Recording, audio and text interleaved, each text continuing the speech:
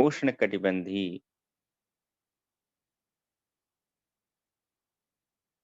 मानसूनी जलवायु।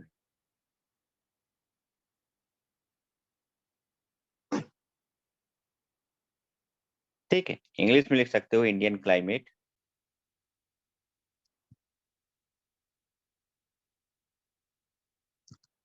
Is tropical monsoonal climate. Bharat की जो जलवायु है उष्णकटिबंधीय मानसूनी जलवायु। ठीक है, अब उष्णकटिबंधीय क्षेत्र क्या होता है कई लोगों को अभी नहीं पता होगा, विश्व भूगोल में इसको पढ़ाया जाता है। तो मैं एक जनरल इंफॉर्मेशन आपको दे देता हूँ कि जैसे मान लीजिए पृथ्वी है, ये 0 डिग्री अक्षांश है।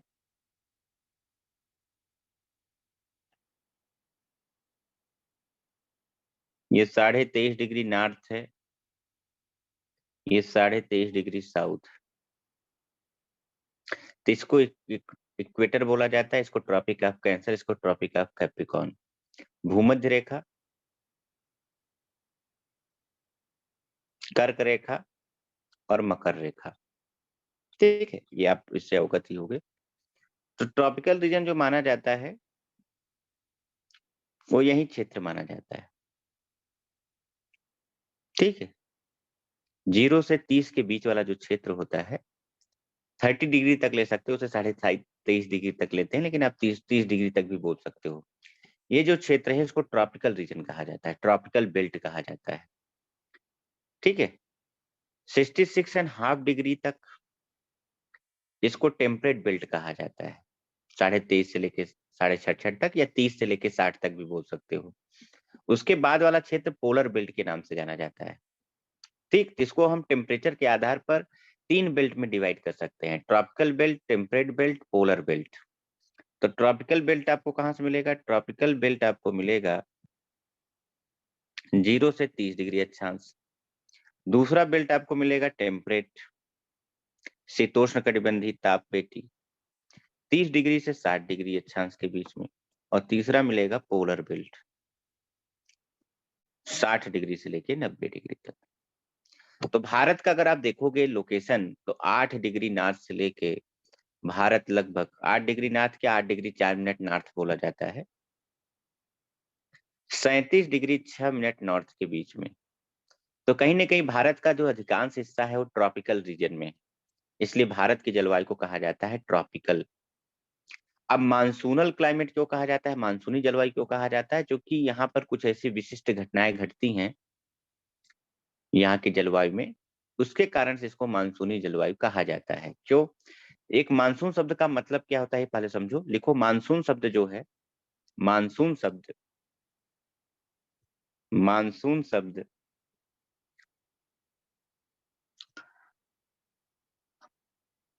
अरब भाषा के, ये अरबियन शब्द मौसम से आया हुआ है। ठीक, monsoon word came from the Arabian word मौसम। मानसून शब्द जो है अरबी भाषा के मौसम शब्द से आया है, विच मीन्स दैट, जिसका अर्थ होता है, जिसका अर्थ होता है, जिसका अर्थ होता है मौसम बदलने के साथ,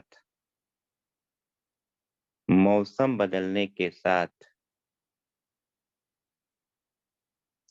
हवाओं की दिशा का बदल जाना, हवाओं की दिशा का बदल जाना।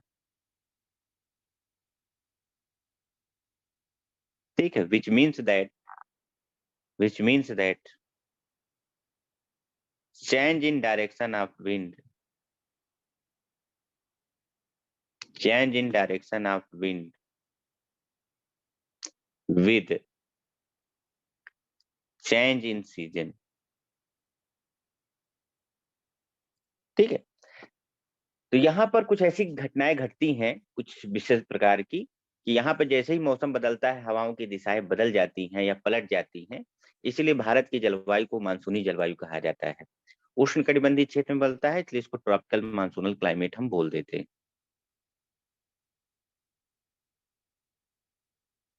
ठीक है।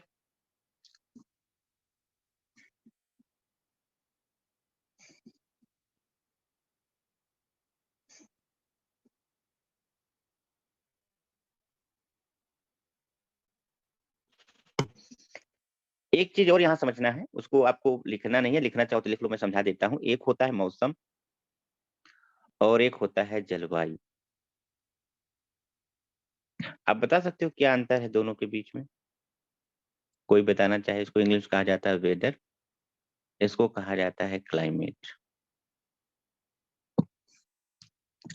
मौसम और जलवायु में क्या अंतर है? तो जलवायु के अंदर ही मौसम आएगा। जलवायु के जलवायु अंदर ही मतलब एक बड़ा हम्म देखो, जो जलवायु है वो जल्दी नहीं बदलता है। जलवायु को बदलने में हजारों सैकड़ों साल लग जाते हैं, लेकिन मौसम को बदलने में 5 मिनट 10 मिनट भी नहीं लगता। ठीक है, तो हम इस तरीके से इसको डिफाइन कर सकते हैं, it is a short term phenomena. ठीक है, it is short term phenomena. यह छोटी अवधि की घटना होती है। ठीक है, और इसमें लिखोगे it is long term phenomena. यह लंबी अवधि की घटना होती है, मतलब इसको बदलने में काफी समय लग जाता है। जबकि मौसम तो 10 मिनट में बदल जाएगा। अभी धूप है, बरसात होने लगा, बोलेंगे मौसम बदल गया। बरसात हो रही है, धूप हो गया, बोलेंगे मौसम बदल गया। क्या बोलते हैं? जलवायु बदल गया। जलवायु ऐसे नहीं बदलता है, जलवायु को बदलने में सैकड़ों हजारों साल लग जाते हैं। ठीक है, बदलता है जलवायु भी, ऐसा नहीं है, क्लाइमेट भी चेंज हो रहा है, लेकिन इसको बदलने में काफी समय लग जाता है। लेकिन मौसम कभी भी बदल सकता है। दूसरी बात, मौसम जो है इट रिप्रेजेंट्स स्मॉलर रीजन, या छोटे क्षेत्र को जो है प्रदर्शित करता है, या छोटे क्षेत्र को जो है प्रदर्शित करता है। इसमें लिख सकते हो इट रिप्रेजेंट्स या इट कवर्स लार्जर रीजन। यह विस्तृत क्षेत्र को कवर करता है। यह छोटे क्षेत्र को प्रदर्शित करता है, यह विस्तृत क्षेत्र को प्रदर्शित करता है। देखो, पूरी भारत की जलवायु ट्रॉपिकल मानसूनल क्लाइमेट है, किसी पर्टिकुलर स्थान का थोड़ी है। पूरे भारत की जलवायु ट्रॉपिकल मानसूनल क्लाइमेट। ठीक है, हम पूरे भारत की जलवायु बोलते हैं उष्णकटिबंधीय, और ये मानसूनी जलवायु पिछले हजारों सालों से रही है और आने वाले हजारों सालों तक रहेगी। इसको बदलने में काफी समय लग सकता है, हो सकता है आने वाले समय बदले, लेकिन अभी हजारों साल तक तो यही रहेगा। लेकिन मौसम क्या है? मौसम यहाँ पे कुछ और है, दूसरी जगह कुछ और है। हल्द्वानी में मौसम कुछ और है, रुद्रपुर में मौसम कुछ और है, देहरादून में मौसम कुछ और है, हरिद्वार में मौसम कुछ और है। मौसम हर जगह अलग अलग हो सकता है। ठीक है, क्योंकि ये छोटे क्षेत्र को रिप्रेजेंट करता है, तो मौसम का कोई वो नहीं है, अलग अलग जगह हो सकता है और बहुत तेजी से बदल सकता है ये। ठीक है, तो ये बेसिक डिफरेंस है मौसम और जलवायु में। अगर कोई पूछे तो आप ये बता सकते हो कि this is difference between weather and climate. अब लिखो, भारत की जलवायु को जो है, भारत की जलवायु को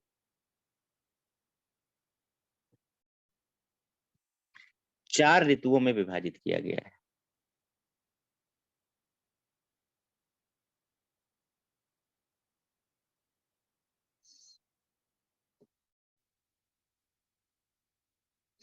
Indian climate is divided into 4 season. Indian climate is divided into 4 season. Bharat की जलवायु को 4 ऋतुओं में विभाजित किया गया है, 4 सीजन में जो है डिवाइड किया गया है। पहला सीजन आप लिख सकते हो ग्रीष्म ऋतु, समर सीजन।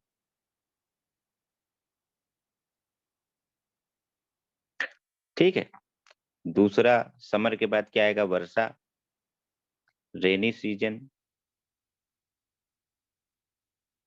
रेनी सीजन के बाद फिर क्या आएगा? ऑटम।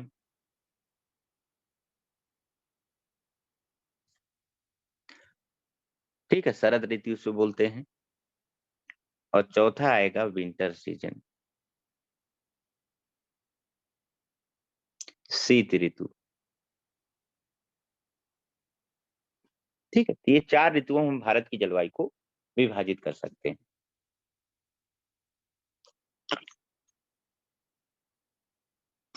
तो सबसे पहले हम लोग चलिए पढ़ते हैं समर सीजन। समर सीजन में क्या-क्या मुख्य रूप से जो है क्लाइमेटिक घटनाएँ घटती हैं।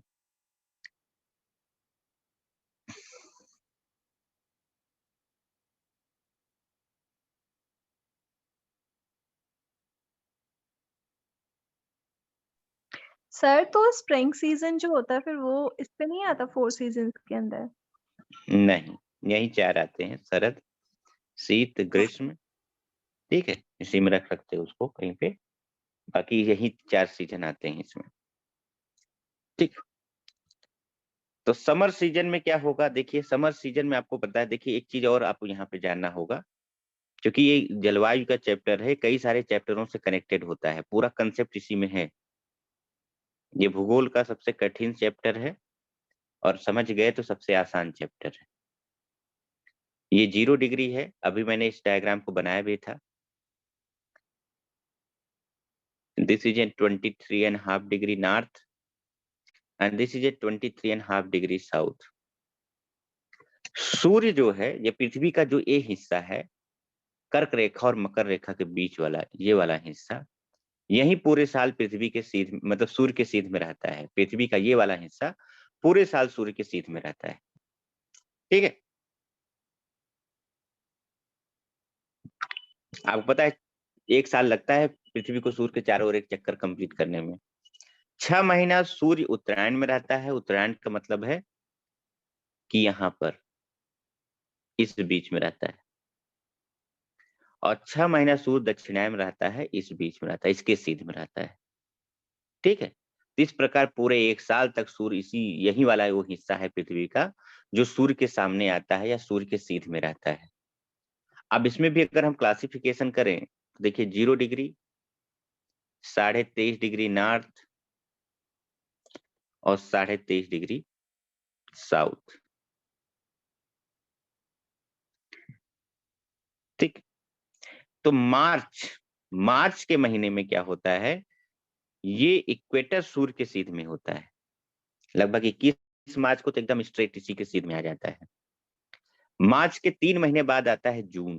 तो जून तक आते-आते वो जो है कर्क रेखा के सीध में आ जाती है। मतलब 21 जून लगभग वो डेट होता है जब वो कर्क रेखा के एकदम सीध में आ जाती है सूर्य, या पृथ्वी का कर्क रेखा वाला हिस्सा सूर्य के सीध में आ जाता है, ऐसा भी बोल सकते हो। जून के 3 महीने बाद क्या आएगा, सितंबर। तो सूर्य की पोजीशन इस तरह गई, यहाँ से यहाँ तक होते-होते जून तक यहाँ पहुँची, फिर जुलाई से फिर वापस आना शुरू हुआ और सितंबर तक आते-आते फिर वहीं पे पहुँच गई इक्वेटर पर। तो इस प्रकार 6 महीना उस यहाँ तक रही उत्तरी गोलार्ध में। मतलब उत्तरी गोलार्ध वाला हिस्सा 6 महीने तक सूर्य के सीध में रहा, वो भी कौन-सा हिस्सा? भूमध्य रेखा और कर्क रेखा के बीच वाला हिस्सा। अब सितंबर के बाद सूर्य का दक्षिणायन शुरू होता है, मतलब 0 के नीचे आना शुरू हो जाता है, या पृथ्वी का जो हिस्सा 0 के नीचे है, सदर्न हेमिस्फीयर, वो सूर्य के सीध में आना शुरू हो जाता है। ध्यान देने वाली बात है। सितंबर के 3 महीने बाद कौन-सा आएगा महीना? दिसंबर। तो सितंबर, अक्टूबर, नवंबर होते-होते आ गया दिसंबर। दिसंबर में सूर्य जो है मकर रेखा के सीध में आ जाती। फिर दिसंबर के बाद फिर इधर होने लगती है और मार्च होते-होते फिर यहीं पर आ जाती है इक्वेटर पर। इस प्रकार पूरे साल में ये वर्टिकल पोज़ीशन होती है सूर्य की। अब आप बोलोगे इससे क्या होगा, सूर्य की वर्टिकल इसी से तो लेना है। कहीं पे गर्मी होगी या कहीं पे ठंडी होगी, ये डिपेंड होता है सूर्य से आने वाले इंसोलेशन की मात्रा पर। तो जो पृथ्वी का हिस्सा इंसुलेशन ज़्यादा प्राप्त करेगा सूर्य से, वहाँ पे गर्मी ज़्यादा होगी, और जो हिस्सा इंसुलेशन कम प्राप्त करेगा, वहाँ पे गर्मी कम होगी। मतलब सूर्य से आने वाली ऊष्मा की मात्रा जितनी ज़्यादा होगी, वहाँ गर्मी उतनी ज़्यादा होगी, और जहाँ कम होगी, वहाँ गर्मी कम होगी। सिंपल सी बात है। तो गर्मी और ठंडी जो आता है मौसम, वो सूर्य से आने वाले इंसुलेशन की मात्रा पर निर्भर करता है। अब आप बताइए, जून में कर्क रेखा वाला हिस्सा सूर्य के सीध में होता है, ये, और कर्क रेखा भारत के बीचों बीच से होकर गुजरती है। हम लोग भी इसी ट्रॉपिक ऑफ कैंसर के आसपास ही हैं, जो कि भारत में कर्क रेखा होके जाती है 8 राज्यों से लगभग। इसलिए भारत में भयंकर गर्मी पड़ती है जून और जुलाई में। क्योंकि इस समय सूर्य कर्क रेखा के सीध में होती है और ये हिस्सा सूर्य से सबसे ज्यादा ऊष्मा प्राप्त करती है, ये सबसे ज्यादा इंसुलेशन प्राप्त करती है। इसलिए उत्तर भारत में जो सबसे ज्यादा गर्मी पड़ती है वो जून जुलाई के महीने में पड़ती है। ठीक है, लेकिन जब यहाँ पर सीध में होगी तो दक्षिणी गोलार्ध में सूर्य की किरणें कैसी जाएंगी? तिरछी जाएंगी, लंबी दूरी तय करनी पड़ेगी उनको, इसलिए इंसुलेशन की मात्रा कम होती जाएगी। तो उस समय जिस समय कर्क रेखा पर भयंकर ठंड गर्मी पड़ रही होती है, उसी समय मकर रेखा पर भयंकर ठंडी पड़ रही होती है, क्योंकि यहाँ पर इंसुलेशन की मात्रा बहुत कम हो जाती है। ठीक है, यहाँ आने वाली किरणें तिरछी और काफी लंबी दूरी तय कर पड़ती है। यहाँ पर इंसुलेशन की मात्रा कम हो जाती है इस क्षेत्र में, और इसलिए यहाँ पे ठंडी का मौसम आ जाता है। तो ऐसा नहीं कि गर्मी पड़ रहा है तो पूरी दुनिया में गर्मी पड़ रही है, भारत में गर्मी पड़ रही है तो हर जगह गर्मी पड़ रही है। भारत उत्तरी गोलार्ध में अगर गर्मी पड़ रही है तो दक्षिणी गोलार्ध में उस समय ठंडी का मौसम होगा।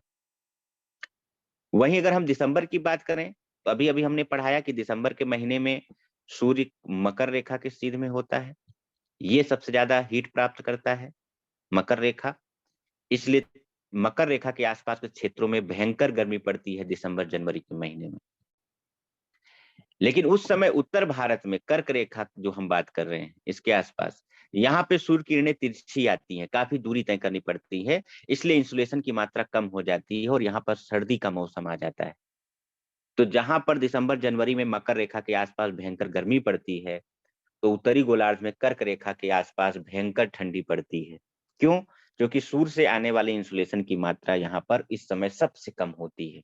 और जब सबसे कम इंसुलेशन की मात्रा होगी, सबसे कम हीट प्राप्त करेगी, तो सबसे ज्यादा ठंडी होगी।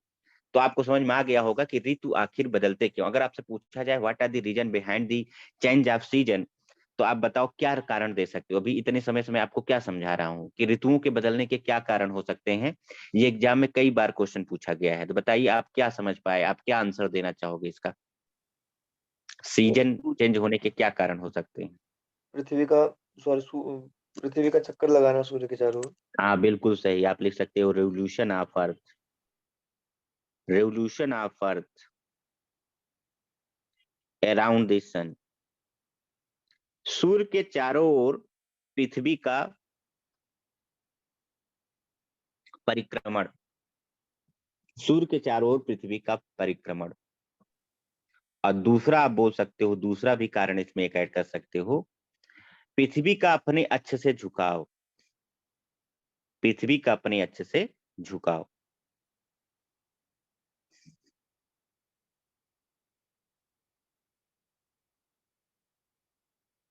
ठीक है, पृथ्वी का अपने अक्ष से झुकाव, tiltation of earth from its axis, पृथ्वी का अपने अक्ष से झुकाव। ये दो मेन कारण होते हैं जिसके कारण ऋतुएं बदलती हैं। तो समर सीजन की बात हो रही है, और ये समर सीजन हम भारत की बात कर रहे हैं, कोई दक्षिणी गोलार्ध की बात नहीं हो रही है। नदन हेमिस्फीयर, हम उत्तरी गोलार्ध में हैं। तो आप बताइए ग्रीष्म ऋतु हमारे यहाँ कब आती है? मार्च से जून तक। सर लेकिन अच्छा सर, ठीक है, मार्च से जून तक आएगी। ठीक है, सूर्य उस समय उत्तरायण में आ जाती है, मार्च में यहाँ आ जाती है जीरो पे, और जून तक होते होते एकदम एक्सट्रीम नॉर्थ में पहुंच जाती है, मार्च से जून।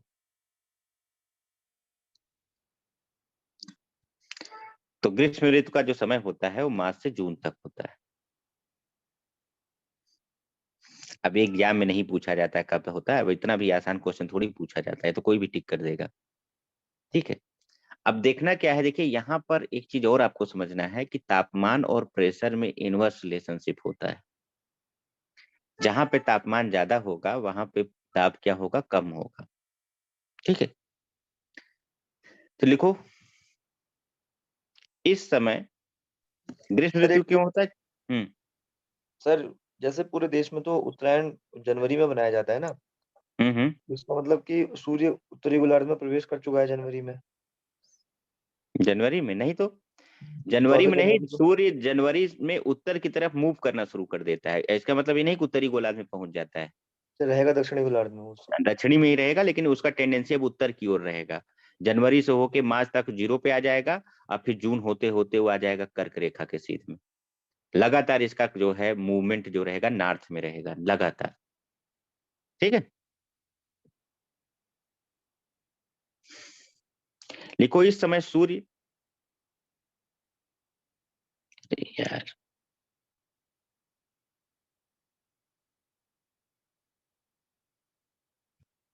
इस समय सूर्य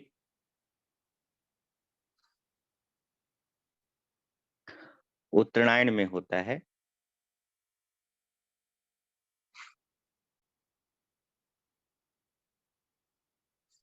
At this time, sun is vertically over the northern hemisphere.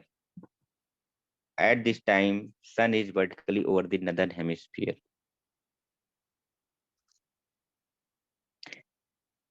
जिसके कारण से लिखो, जिसके कारण से उत्तर भारत का तापमान, जिसके कारण से उत्तर भारत का तापमान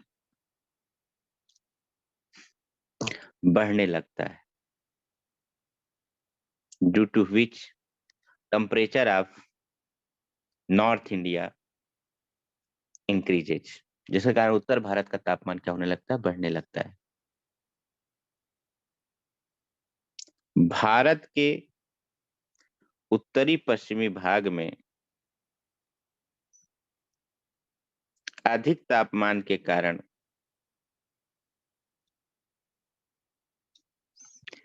निम्न वायुदाब का केंद्र विकसित होने लगता है।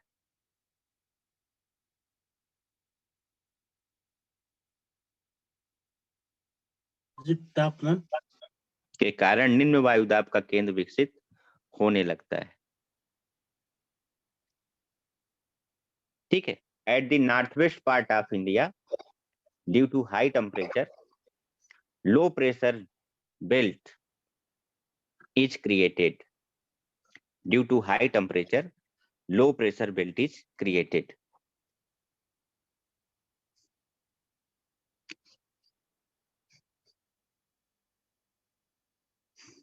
निम्न वायुदाब का केंद्र विकसित होने लगता है।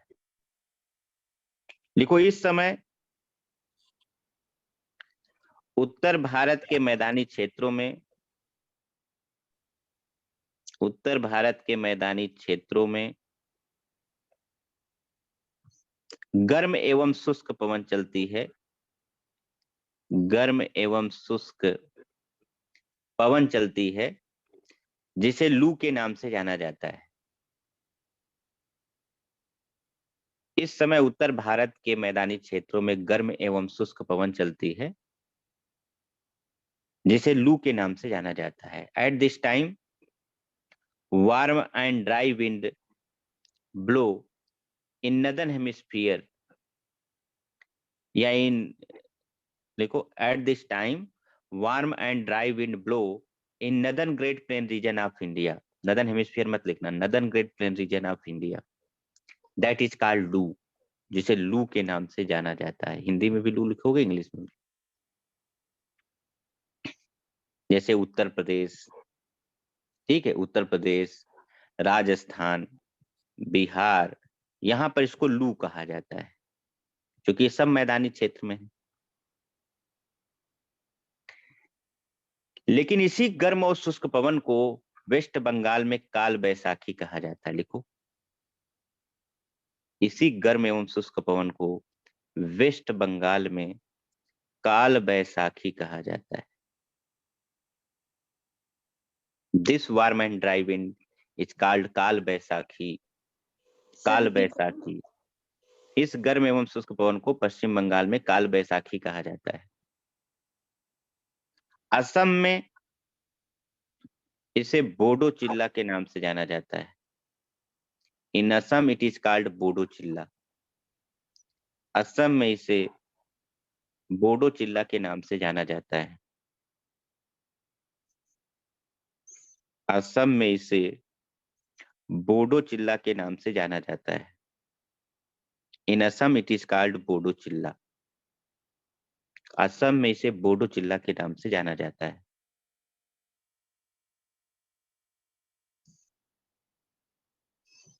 लिखो दक्षिण भारत में, इन साउथ इंडिया दक्षिण भारत में इसी समय गर्म एवं आर्द्र पवनें चलती।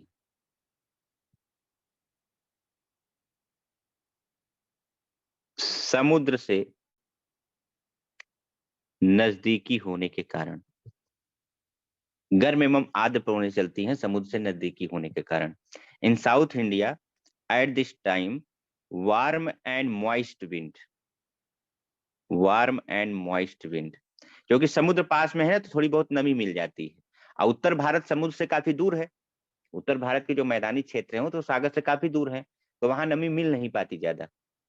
तो दक्षिण भारत में इसी समय गर्म एवं आर्द्र पवन चलती है, वार्म एंड मॉइस्ट विंड चलती है, जिसके कारण से कुछ मात्रा में वर्षा भी हो जाती है, कुछ मात्रा में वर्षा भी हो जाती है। देखो जो लू पवन है ना, ये वर्षा कराने में सक्षम नहीं होती है, क्योंकि ये वार्म एंड ड्राई विंड है, और वर्षा के लिए हवा में आर्द्रता का होना बहुत जरूरी है, नमी का होना बहुत जरूरी है। अगर हवा कितनी भी है प्रभावी और उसमें नमी नहीं है, मॉइस्चर नहीं है, तो वर्षा नहीं करा सकती। इसलिए मॉइस्चर जो है सबसे मेन फैक्टर होता है वर्षा में। ठीक है, दक्षिण भारत में इसी समय गर्म और मॉइस्ट विंड चलती है, जिसके कारण कुछ मात्रा में वर्षा भी हो जाती है। In southern India at this time warm and moist wind blow, due to which some amount of precipitation takes place, some amount of precipitation takes place, जिसके कारण से कुछ मात्रा में वर्षा भी हो जाती है। ठीक है, कर्नाटक में इसे चेरी ब्लॉजम कहा जाता है।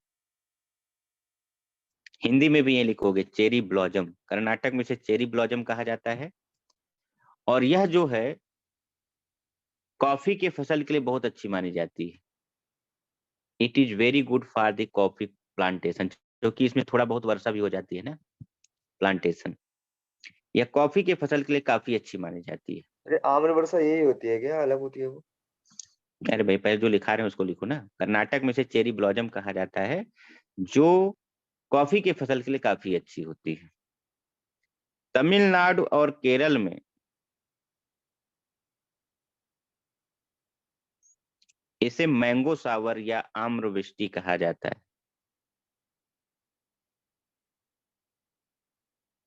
आम्रवृष्टि, ठीक है, ये आम के फल के लिए बहुत अच्छा होता है। It is good for the mango, जल्दी आम पकने लगते हैं। केरल और तमिलनाडु में इसे मैंगो सावर कहा जाता है, आम्रवृष्टि कहा जाता है। आम्रवृष्टि ये आम के लिए बहुत अच्छा होता है, जल्दी आम पक जाते हैं। ठीक, तो ये सब घटनाएं आपको यहाँ पर देखने को मिलेंगी ग्रीष्म ऋतु में। अब आते हैं दूसरे ऋतु में, जिसको हम बोल सकते हैं वर्षा ऋतु, रेनी सीजन। तो आपको पता है जून के प्रथम सप्ताह में मानसून आ जाती है भारत में, और लगभग सितंबर तक बनी रहती है। तो आप लिख सकते हो जून से लेके सितंबर तक। ठीक है, वर्षा ऋतु। देखो इस समय क्या होता है, तो इसके लिए थोड़ा सा एक रफ डायग्राम बना लो। ऐसे ये बहुत ही जो एनसीईआरटी आधार हम लोग मान के चल रहे हैं वहीं आपको उतना ही पढ़ना है, बहुत ज्यादा आपको यहाँ पर रिसर्च नहीं करना है, इतना काफी है आपके लिए।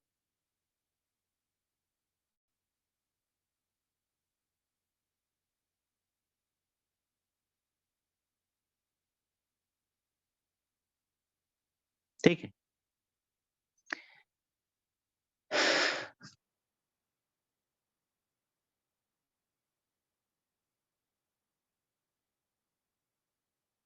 कर्क रेखा।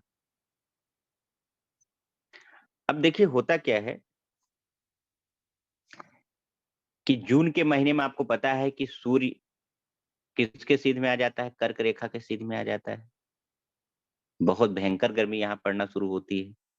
तो जो भारत का नॉर्थ वेस्ट पार्ट है, पंजाब, हरियाणा, ये सब रीजन, यहाँ पर हाई टेम्परेचर कारण, चूंकि ये समुद्र से दूर है ना, समुद्र के पास वाले में ज्यादा टेम्परेचर चेंज नहीं होता है। ऐसे रीजन जो लैंडलॉक्ड है, वहां पे टेम्परेचर में ज्यादा चेंजेज आता है। ठीक है, समुद्र के तटीय क्षेत्रों में टेम्परेचर में ज्यादा चेंजेस नहीं आता है। ठीक, तो यहाँ पर हाई टेम्परेचर के कारण इस क्षेत्र में लो प्रेशर बेल्ट जनरेट हो जाता है, हाई टेम्परेचर के कारण। और लो प्रेशर क्या करता है, हवाओं को अपनी तरफ खींचता है, हवाओं को अपनी तरफ खींचता है। तो क्या होगा कि जो हवाएं हैं, आपको पता है ये 0 डिग्री अक्षांश से, जो हवाएं हैं वो 0 डिग्री की तरफ मूव करना शुरू करती हैं, मतलब जीरो नहीं, लो प्रेशर की तरफ मूव करना शुरू करती हैं। तो अरब सागर से हवा खींचना शुरू हो जाएगा लैंड की तरफ, और ये पौने सबसे पहले आके टकराती हैं केरल के तटीय क्षेत्र से। और यहाँ पर आपको पता है नीलगिरी रेंज है, अन्नामलाई रेंज है, कार्डमम हिल्स है, नगर कोयल है। इन सब से टकराने के बाद ये दो शाखाओं में विभक्त हो जाती है। एक शाखा बंगाल की खाड़ी से भारत में प्रवेश करती है, एक इधर से जाएगी, और एक शाखा जो है इधर से प्रवेश करती है। इसको अरब सी ब्रांच कहते हैं, उसको बे ऑफ बंगाल ब्रांच कहते हैं। ठीक है, उसको बे ऑफ बंगाल ब्रांच कहते हैं, इसको अरब सी ब्रांच कहते हैं।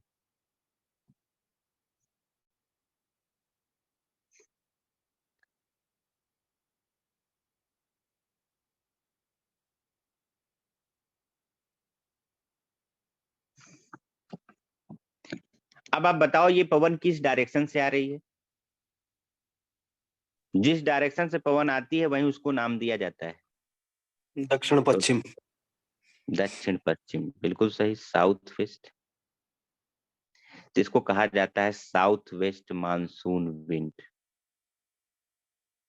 यही है दक्षिणी पश्चिमी मानसूनी पवन, जो सागर से लैंड की तरफ चलती है, लो प्रेशर की तरफ खिंचाव उत्पन्न होता है। और जब ये सागर के ऊपर से गुजरती है तो अपने साथ नमी लेके चलती है, और ये नमी युक्त हवाएं जब लैंड से टकराती हैं तो वर्षा कराती हैं। तो बोलते हैं मानसून आ गया, मानसून यही है, मानसून पवन आ गया। और मानसून पवन अपने साथ नमी लेके आती है और वर्षा कराती है। तो जून से सितंबर तक भारत में 80% वर्षा होता है, पूरे साल का 80% वर्षा इसी समय हो जाता है, क्योंकि ये मानसूनी पवने अरब सागर से बहुत अधिक मात्रा में मॉइस्चर, इधर वाली शाखा बे ऑफ बंगाल से लेके आती है मॉइस्चर, और बहुत ज्यादा वर्षा कराती है। इसको आती हुई मानसून कहा जाता है, इसको या साउथ वेस्ट मानसून कहा जाता है, या इसको ऑनसेट ऑफ मानसून भी बोल सकते हैं। तो लिख लीजिए,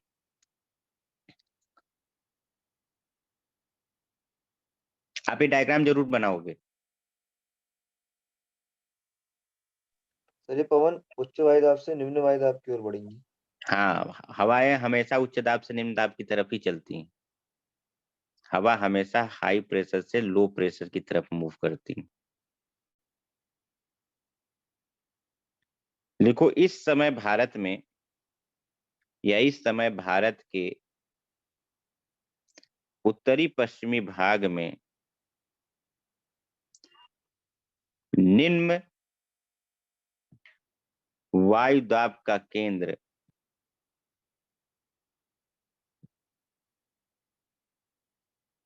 अच्छी तरह विकसित हो चुकी होती है।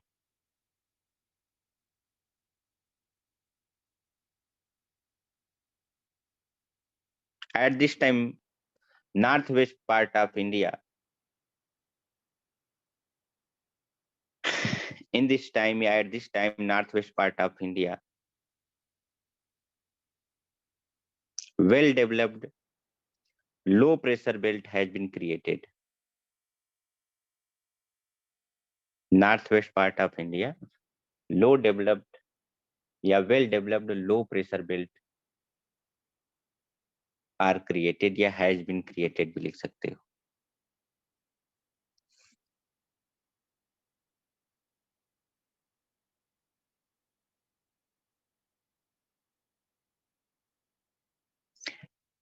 ठीक है,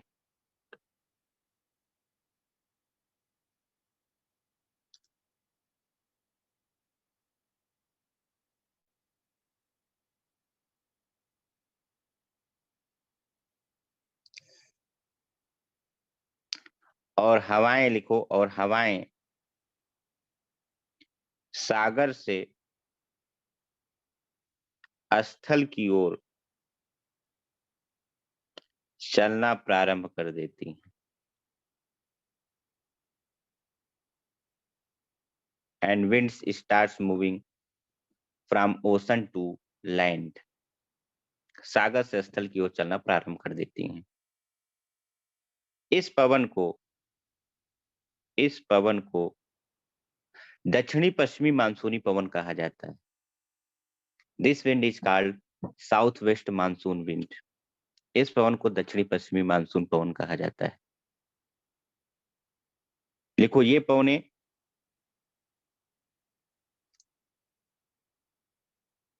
अत्यधिक मात्रा में नमी लेकर आती हैं। ये पवनें अत्यधिक मात्रा में नमी लेके आती हैं, और जब स्थलीय भाग से टकराती हैं तो भारी वर्षा कराती हैं। ये पवनें अत्यधिक मात्रा में नमी लेकर आती हैं। ये पवनें अत्यधिक मात्रा में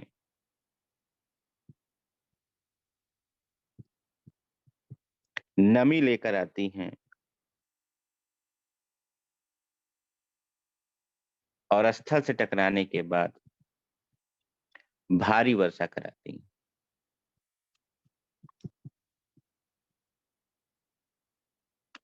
भारी वर्षा कराती हैं। These winds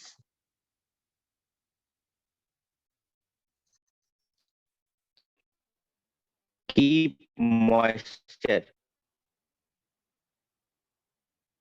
along with it. Brings, लिख सकते हो, bring when it strikes on the land, and when it strikes on the land brings heavy precipitation, and when it strikes at the land brings heavy precipitation. भारी वर्षा कराती है। ठीक है, तो याद रखना, अब जो भारत में जो वर्षा होती है वो दक्षिणी पश्चिमी मानसूनी पवन के द्वारा होता है। इसको आती हुई मानसून भी कहा जाता है, ऑनसेट ऑफ मानसून भी बोल सकते हो।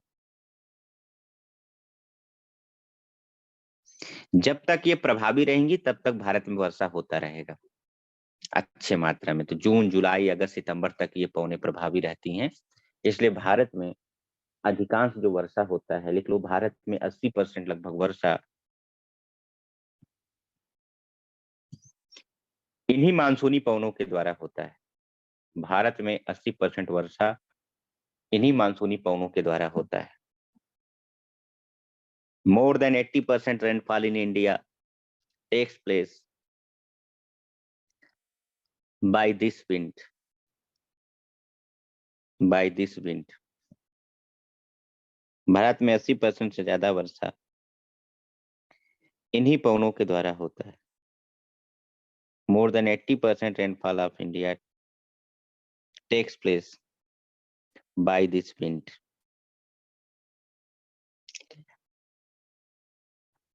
बताइए, यहां तक सबको समझ में आया?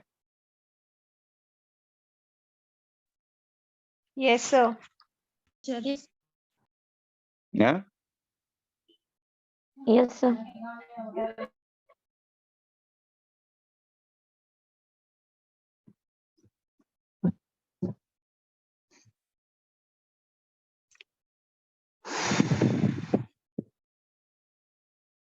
देखिए, कंसेप्ट तो इसमें बहुत सारे हैं। ITCZ बेल्ट है, मैंने वो नाम ही नहीं लिया आपसे क्योंकि मुझे लगा कि आप जो है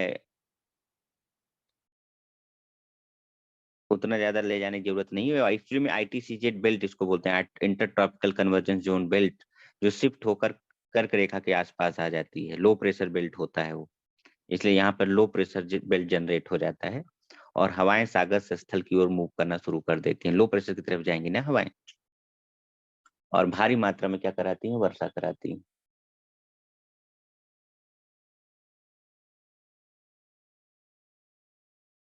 चलिए, तो हम अब अगले मौसम में पहुंचते हैं जिसको हम शरद ऋतु बोलते हैं। तो लिख लीजिए आप इसमें शरद ऋतु, ऑटम सीजन। आप बोल सकते हो ये जो समय शुरू होगा,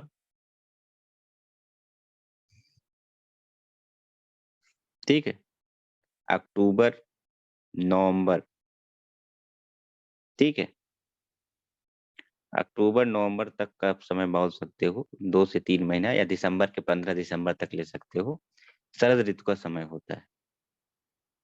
अब बताओ अक्टूबर नवंबर में क्या होगा? अभी आपको पढ़ाया था 0 degree, 23.5 degree north, 23.5 degree south. तो अक्टूबर नवंबर भाई सितंबर तक, मार्च और सितंबर में यहाँ पे रहती है सूर्य, ठीक है। मार्च के बाद ऊपर चली जाती है और सितंबर के बाद नीचे चली जाती है। तो इस समय दक्षिण में जो है सूर्य आना शुरू हो जाएगी, दक्षिणी गोलार्ध में। और जब दक्षिणी गोलार्ध में जो है, दक्षिणी गोलार्ध वाला हिस्सा सूर्य के सामने हो जाएगा, तो उत्तरी गोलार्ध में थोड़ा जो है सूर्य की किरणें कैसी आएंगी? तिरछी आएंगी, और गर्मी की जो मात्रा है वो कम होना शुरू हो जाएगा, टेम्परेचर कम होना शुरू हो जाएगा। तो लिख लीजिए इस समय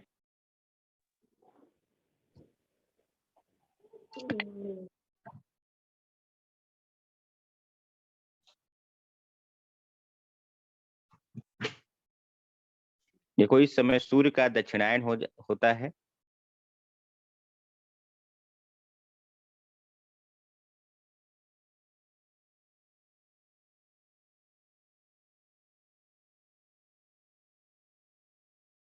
इस समय सूर्य का दक्षिणायन होता है, दक्षिणी गोलार्ध वाला हिस्सा सूर्य के सामने आना शुरू हो जाता है। At this time sun is vertically over the southern hemisphere. इस समय सूर्य का दक्षिणायन होना शुरू हो जाता है। At this time sun is vertically over the northern hemisphere.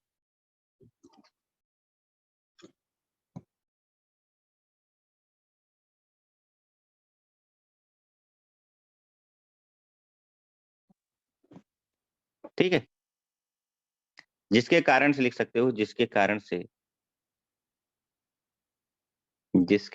से उत्तर पश्चिमी भारत में मौसम ठंडा होने लगता है।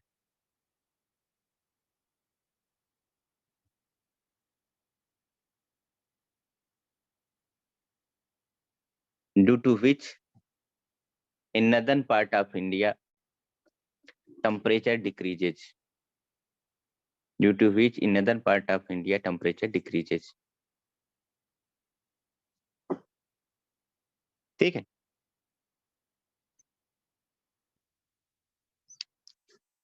अब हम आते हैं शीत ऋतु। शीत ऋतु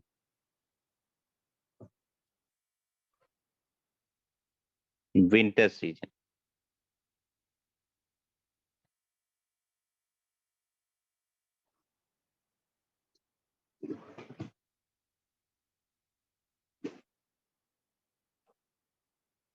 शीत ऋतु मतलब विंटर सीजन। विंटर सीजन मतलब दिसंबर, जनवरी और फरवरी ले लीजिए, यही 2-3 महीने ठंडी का रहता है। ठीक, इस समय आपको पता है सूर्य एकदम मकर रेखा के सीध में आ जाता है, मतलब पृथ्वी का जो मकर रेखा वाला हिस्सा है वो सूर्य के सीध में रहता है, और उत्तरी गोलार्ध में सूर्य की किरणें सबसे तिरछी आती हैं इस समय। सबसे तिरछी किरणें इसी समय आती हैं, सबसे ज्यादा दूरी उनको तय करनी पड़ती है और सबसे कम इंसुलेशन की मात्रा आती है। ठीक है, तो लिख लीजिए इस समय उत्तरी पश्चिमी भारत में अत्यधिक उच्च वायुदाब का केंद्र विकसित हो चुका होता है।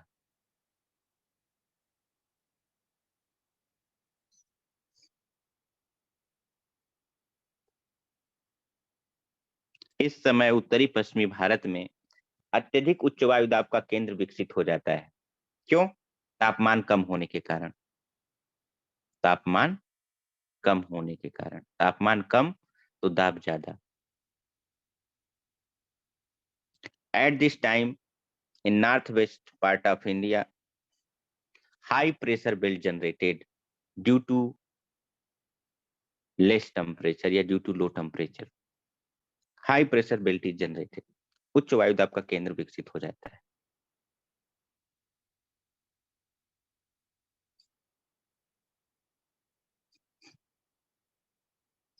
ठीक है, तो यहाँ फिर एक रफ डायग्राम आप बनाओगे।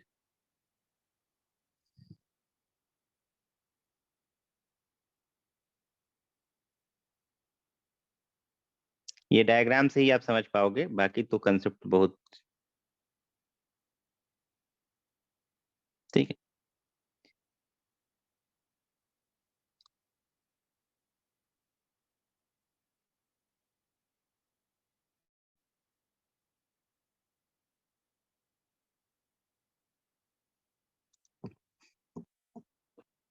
यहाँ पर बन जाता है high pressure belt low temperature के कारण, जो कि सूर्य इस समय दक्षिण में होता है। यहाँ पे किरणें तिरछी आती हैं। और इस साइड में बन जाता है लो प्रेशर, जो कि सूर्य की इधर दक्षिण में होती है, तो इधर हाई टेम्परेचर होता है जिसके कारण लो प्रेशर हो जाता है। और हवा अब जो है लैंड से, हवा जो है लैंड से अब वापस आएगा सागर की ओर। इधर जब नॉर्थ ईस्ट इंडिया से आएगा, ठीक है, जब नॉर्थ ईस्ट इंडिया से पवन वापस आएगा तो इधर बंगाल की खाड़ी से कुछ मात्रा में उसको नमी मिल जाती है और वो तमिलनाडु के तटीय क्षेत्र से टकराती है। ये वाला हिस्सा थोड़ा अंदर रहता है तो यहाँ से नहीं टकरा पाती है।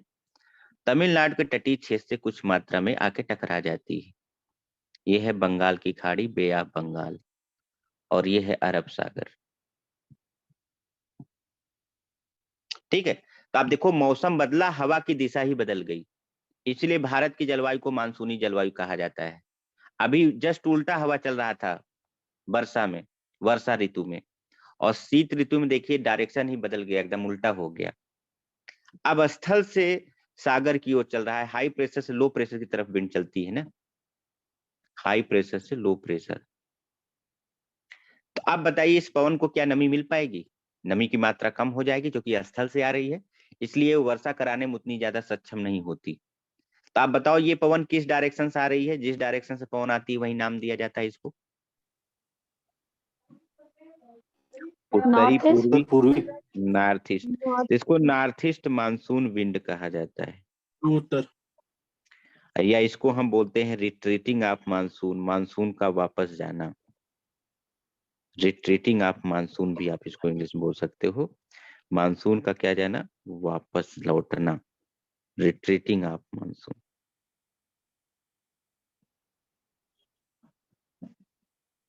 लिखो ये लौटती हुई पवन, तीज रिट्रीटिंग विंड, ये लौटती हुई पवन कुछ मात्रा में बंगाल की खाड़ी से नमी प्राप्त कर लेती हैं। These retreating wind gets some moisture from Bay of Bengal. ये लौटती हुई मानसून बंगाल की खाड़ी से कुछ मात्रा में नमी प्राप्त कर लेती हैं और तमिलनाडु के तटीय क्षेत्र से टकराकर भारी वर्षा कराती हैं। And when strikes at the coastal region of Tamil Nadu, it brings heavy precipitation.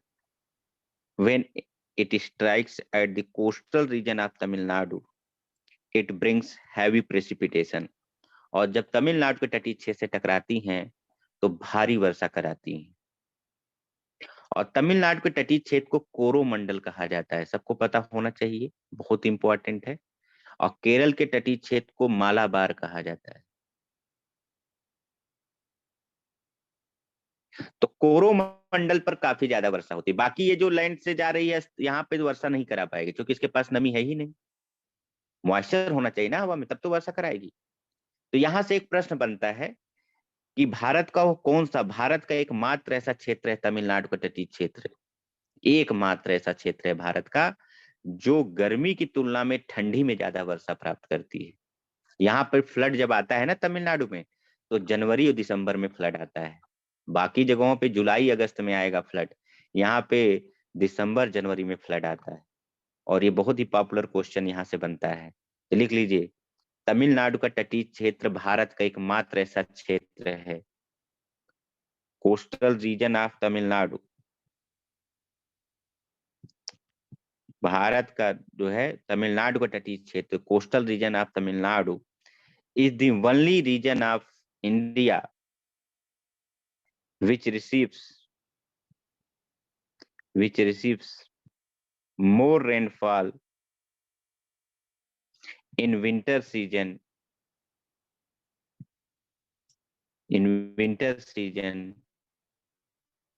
than summer season. ठीक है, तमिलनाडु का तटीय क्षेत्र एकमात्र ऐसा क्षेत्र है, भारत का मैं बात कर रहा हूं, दुनिया का नहीं, जो ठंडी में गर्मी की तुलना में ज्यादा वर्षा प्राप्त करती है, जो ठंडी में गर्मी की तुलना में ज्यादा वर्षा प्राप्त करती है, which receives more rainfall in winter season than summer season. अब देखिए यूपीएससी ने 2019 में संघ लोक सेवा आयोग ने यहाँ से एक क्वेश्चन, उसे तो क्वेश्चन कई सारे पूछे गए हैं, लेकिन यूपीएससी में 2019 या 20 में एक प्रश्न यहीं से आया था, इस टाइप से क्वेश्चन था। उसमें क्वेश्चन ये था कि भारत के किस शहर में ठंडी के दिनों में सबसे ज्यादा वर्षा होती है, ठंडी के दिनों में ज्यादा वर्षा होती है, मतलब किस शहर में विंटर सीजन में ज्यादा वर्षा होती है, ये क्वेश्चन यूपीएससी का था। और उसमें विकल्प उसने क्या डाल दिया, 4 विकल्प दे दिया, दिल्ली, दूसरा विकल्प डाल दिया मुंबई, तीसरा विकल्प उसने डाल दिया बंगलौर, और चौथा विकल्प डाल दिया चेन्नई। तो अब बताइए आप किसको आंसर टिक करते? चेन्नई। ठीक है, तो आपको रटना नहीं है कि किस शहर में ठंडी में ज्यादा वर्षा होती है, गर्मी में वर्षा होती है, कौन रट पाएगा भाई, इतने शहर हैं। ये अप्लाइड क्वेश्चन था, इसको बोलते हैं एप्लीकेशन बेस्ड क्वेश्चन। आपका कंसेप्ट क्लियर है तो आप इस प्रश्न को तत्काल कर ले जाओगे, चेन्नई आंसर होगा, क्योंकि तमिलनाडु तटीय क्षेत्र ठंडी में ज्यादा वर्षा प्राप्त करती है। आप बोलोगे गर्मी में क्या वर्षा नहीं प्राप्त करती, देखो गर्मी में भी करती है, लेकिन गर्मी में उतना नहीं करती है, क्योंकि जो इधर से पवन आ रही होती है वो नीलगिरी, अन्नामलाई, कार्डमम, नगरकोइल, इन सबसे टकरा कर काफी मात्रा में यहीं पे रुक जाती है, इधर जाते जाते उसकी नमी उतनी नहीं रह जाती है।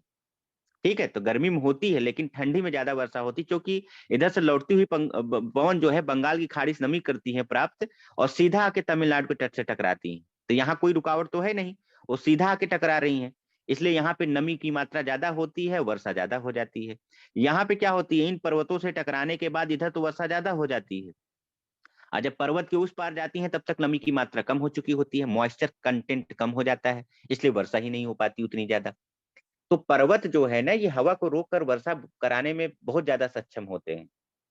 तो पर्वत के जिस साइड पे हवा टकराती है वहां पे तो खूब वर्षा होगी, लेकिन दूसरे साइड तक जब पवन पहुंचती है तब तक उसके पास मॉइस्चर कम हो चुकी होती है और वर्षा उतनी ज्यादा नहीं करा पाती।